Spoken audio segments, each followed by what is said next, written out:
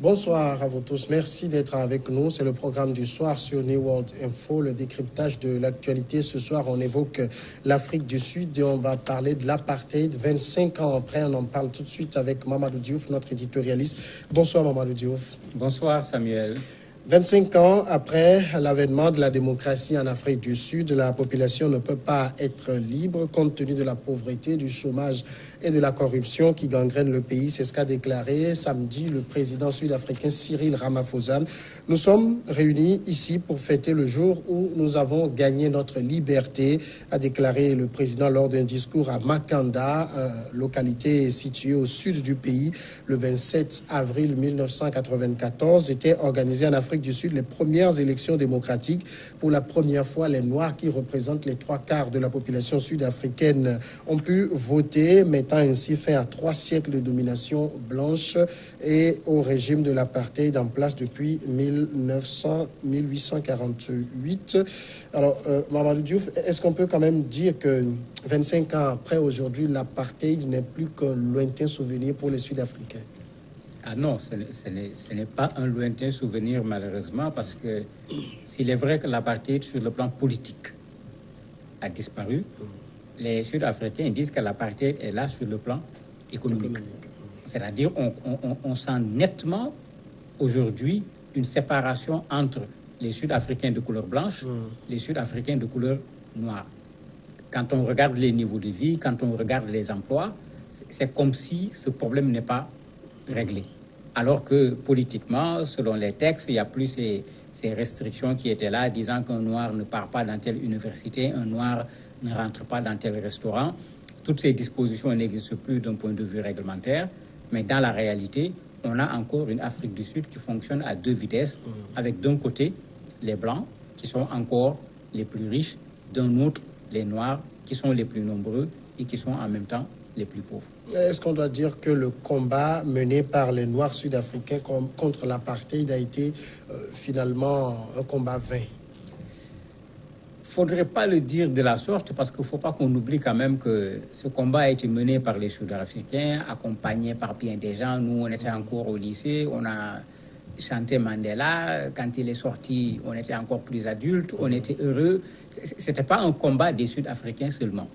Mais le problème, c'est que après pratiquement 3 siècles de règne des Blancs qui fonctionnent de façon séparée par rapport aux Noirs, on ne peut pas en 25 ans faire en sorte que ces deux peuples puissent fonctionner au même rythme et de la même façon. Parce qu'aussi, il ne faut pas qu'on se fasse des illusions à la matière. On l'a vu avec l'abolition de l'esclavage. Quand on a rendu aux Noirs de façon générale leur liberté, il y avait quoi comme mesure d'accompagnement? Mais puisqu'il n'y avait rien comme mesure d'accompagnement, cet esclave qu'on libère qui n'a rien du tout, vous voulez qu'il fasse quoi? Il a tendance à retourner chez son maître pour travailler, non plus comme un esclave, mais comme un employé et gagner quelque chose, même si ce sont des miettes. Et c'est ce que dit exactement certains Sud-Africains en disant que bon, on est là, on a la liberté et tout, mais on n'a rien dans l'estomac. Qu'est-ce qu'on veut qu'on fasse quand on n'a rien dans l'estomac? La liberté sert à quoi? Donc il y a quand même une certaine remise en cause de cela, mais il ne faut pas qu'on oublie que le combat de Mandela, c'était d'abord un combat politique. Après, maintenant, il y a un autre combat qui est là, qui doit être mené.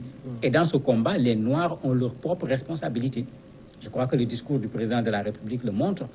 Depuis 1994, ce sont les Noirs qui sont à l'œuvre en Afrique du Sud, ce ne sont pas les Blancs.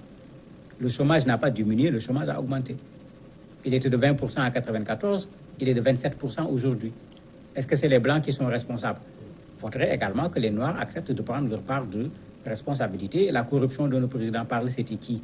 L'ancien président est poursuivi pour je ne sais plus combien de centaines de dossiers de corruption. Il est blanc ou il est noir.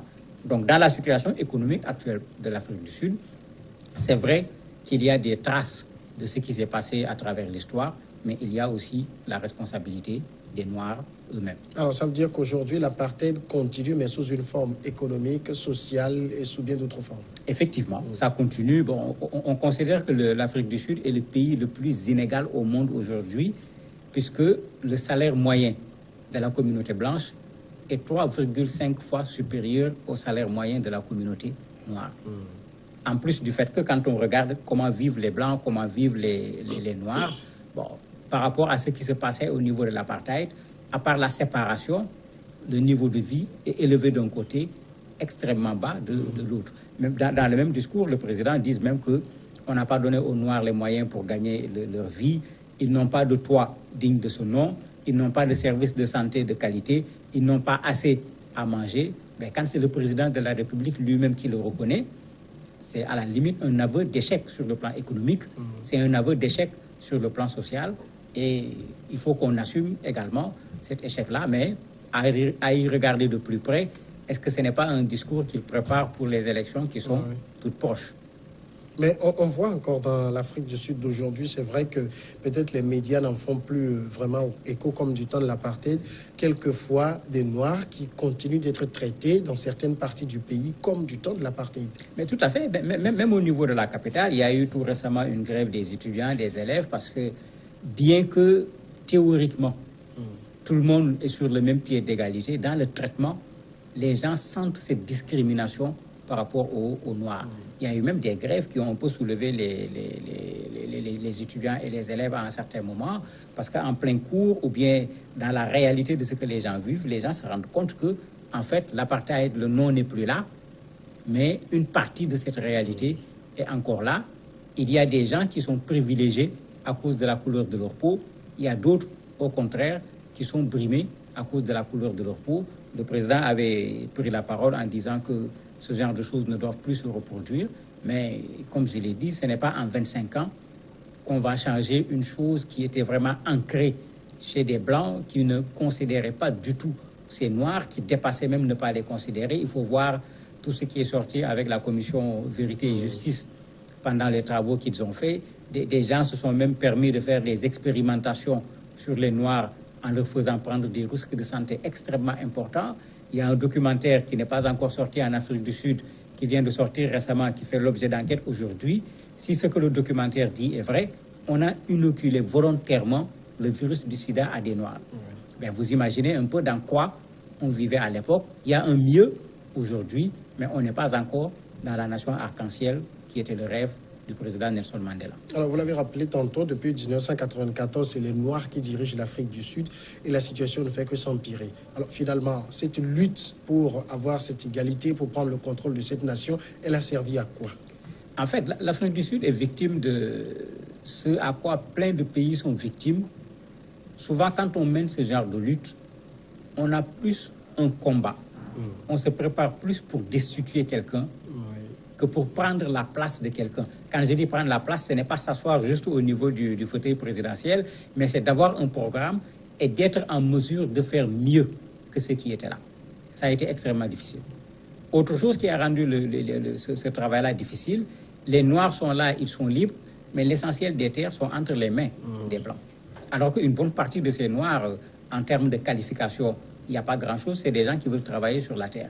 Il y a un problème aujourd'hui avec une réforme agraire qui a été proposée par le président actuel, normalement même, qui devait rentrer en vigueur en 2019, mais on a des problèmes. On fait quoi? Comment retirer la terre de chez celui qui est blanc? Quand on lui retire la terre, est-ce qu'on considère que c'est la terre du noir?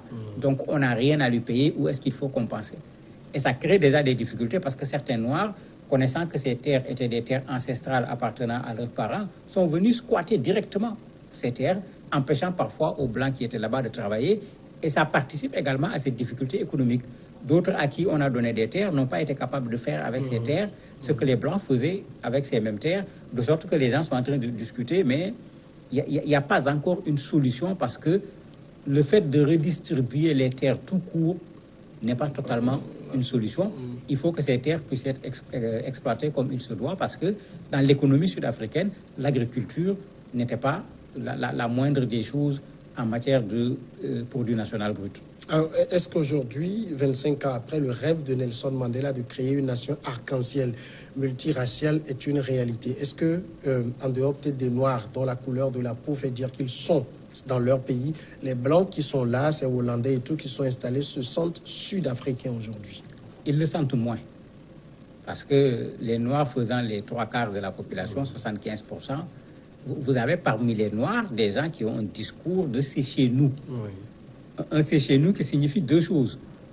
Nous sommes chez nous parce que c'est nous les Hossa, c'est nous les descendants des Tchaka, parce que historiquement quand même l'Afrique du Sud c'est des Noirs, une façon de les rappeler que vous venez d'ailleurs, que vous vous êtes installés ici, donc pour ne pas parler ce langage qu'on n'aime pas trop, vous n'êtes pas sud-africain à 100%.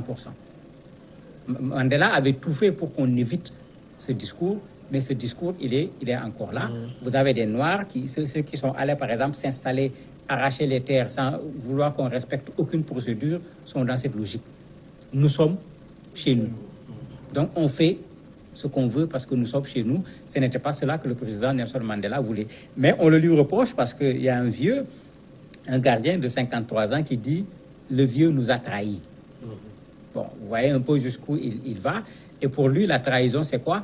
Il dit que le vieux a fait trop de compromis avec les populations de couleur blanche et il considère que ce sont ces compromis-là qui ont permis aux populations blanches de préserver cette économie qu'ils détiennent au niveau de l'Afrique du Sud au détriment des populations noires. Donc vous voyez ici quelqu'un qui fait en quelque sorte reposer les problèmes des Noirs sur les Blancs et en partie même sur le président Nelson Mandela, malgré tout le visage historique qu'on donne à ce personnage. Donc les gens commencent même à vouloir remettre en cause parfois ce projet d'une Afrique du Sud arc-en-ciel proposé par Mandela. 25 ans quand même après l'apartheid, est-ce qu'on connaît tout des affres de l'apartheid? Non, on ne connaît pas tout. De temps en temps, vous avez des choses qui sortent parce qu'il ne faut pas oublier que pendant que le comité justice vérité faisait son travail, les gens ont brûlé 40 tonnes d'archives pour ne pas que les gens accèdent à des documents liés aussi bien à des crimes de sang qu'à des crimes économiques. Donc, malgré le travail extraordinaire qui a été fait, où des gens ont accepté eux-mêmes de venir témoigner de ce qu'ils ont fait, il y a encore des choses à connaître. Le documentaire dont je parlais tout à l'heure, c'était ça l'objet du documentaire, faire ressortir d'autres choses qui se sont passées pendant l'apartheid et dont on n'a pas encore les informations parce que les personnes qui détiennent les informations ne l'ont pas dites ou bien ces archives font partie de celles qui ont été brûlées parce qu'on ne voulait pas que les gens connaissent l'intégralité de ce qui s'est passé pendant ce régime d'exception. On célèbre aujourd'hui les 25 ans de la fin de l'apartheid. D'ici 30 ans, 40 ans ou 50 ans après l'apartheid, est-ce qu'il est permis de rêver que ça va s'améliorer ou bien le fossé continue par se creuser? Mais on peut considérer que ça va s'améliorer. C'est peut-être le rythme qui va poser problème.